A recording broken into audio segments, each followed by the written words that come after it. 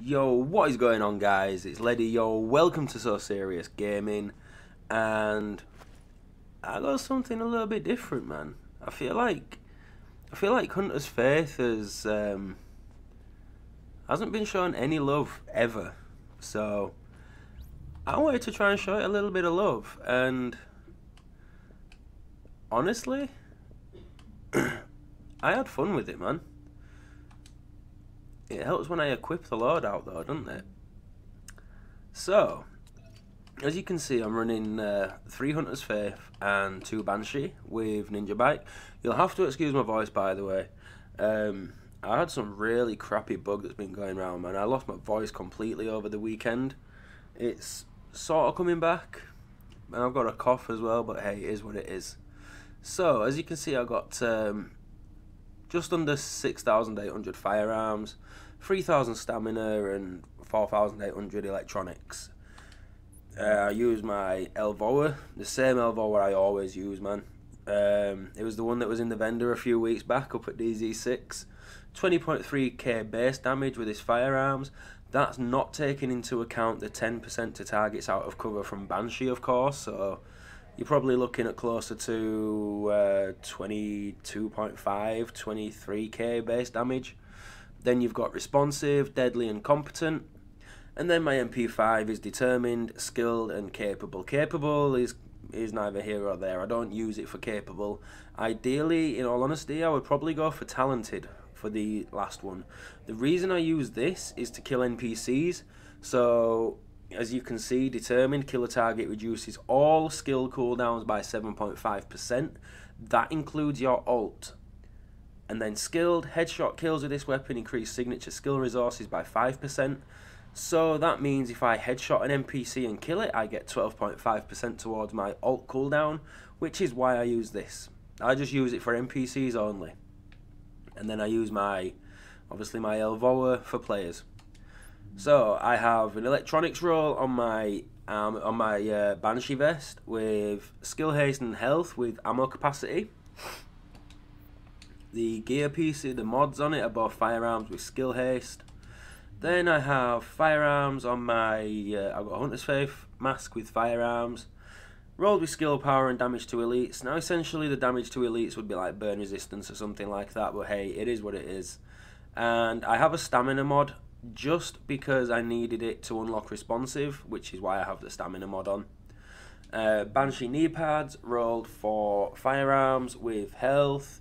Burn resistance, bleed resistance, damage to elites again would be better if it was like shock resistance or something, but hey, neither here nor there. And then firearms with skill haste, and it's pulse crit hit.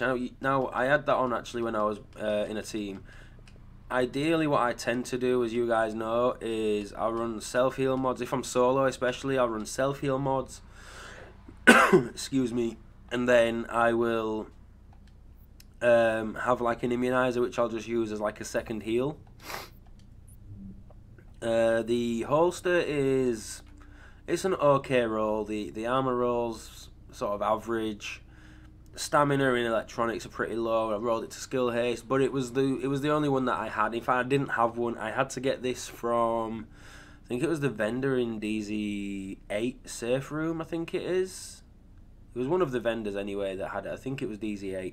So I just went and picked it up just so I could put the build together.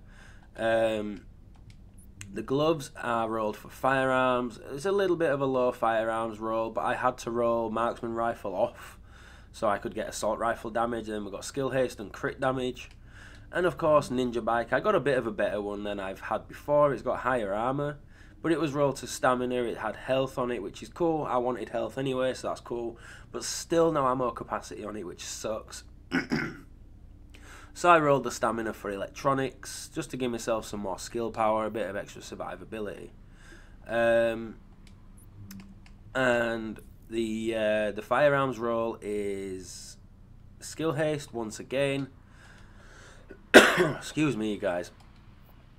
So yeah, now the reason I'm using this and the reason I'm using it the way that I am is because, you know, as you can see, as you know, with Banshee, 10% to targets out of cover. The 2-piece set bonus is a little bit weak. It's pointless. I don't use it for the 2-piece. It's a waste of a talent in my opinion. But it is what it is. You have to get it if you want the 10% to targets out of cover. And then with Hunter's Faith, you get optimal range, headshot damage. Now this is the one that I feel is a little bit underrated. Hitting an enemy with a bullet grants you and your group temporary protection. The further your shot, the more protection. Each group member's protection disappears after getting hit by one hostile bullet. Now, it sounds kind of weak. Now, you have to think when you're using something like an M4, you're constantly landing bullets on that player.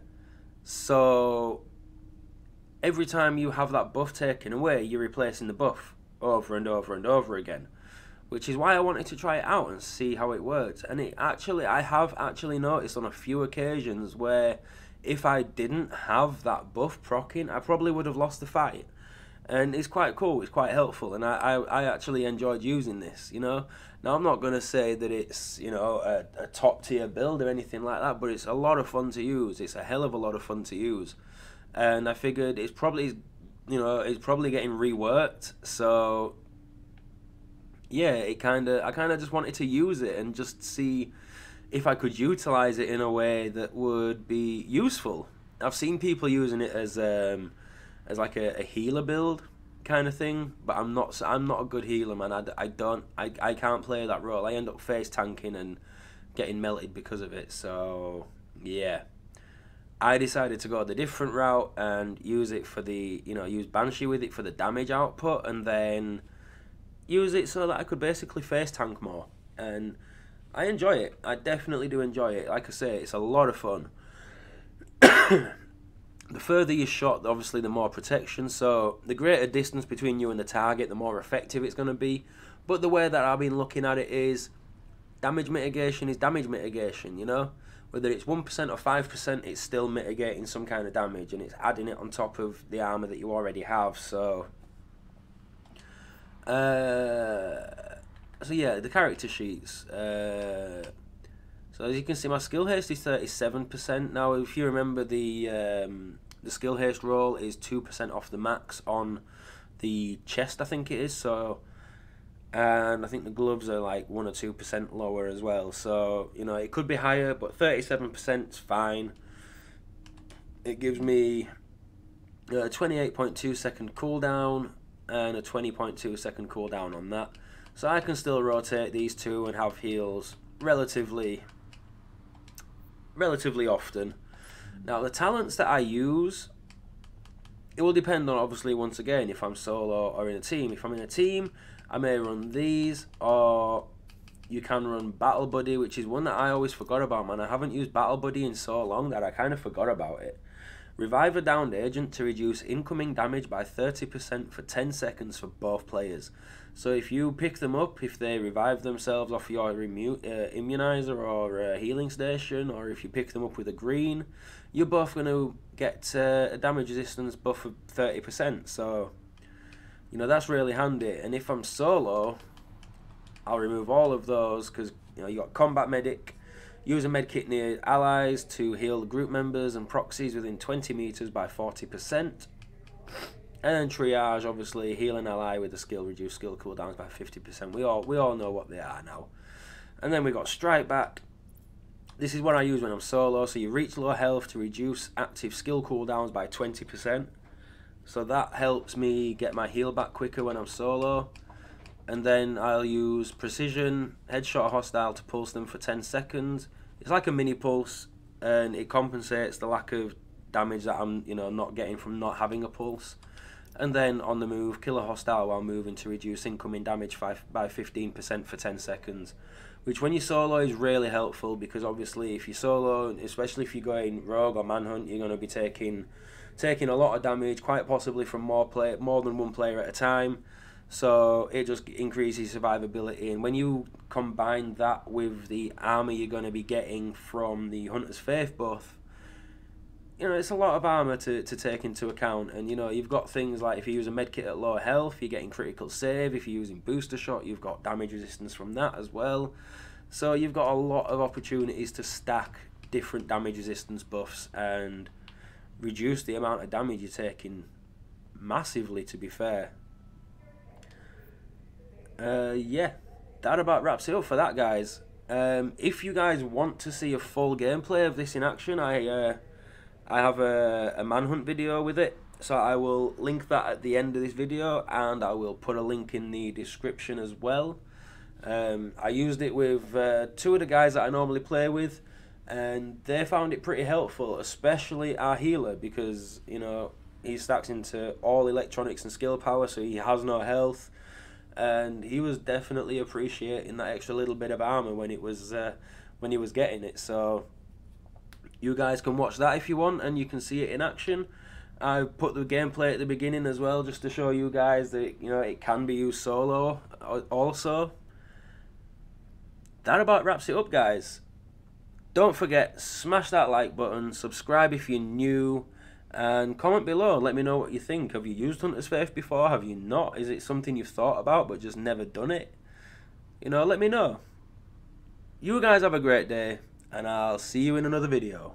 Peace.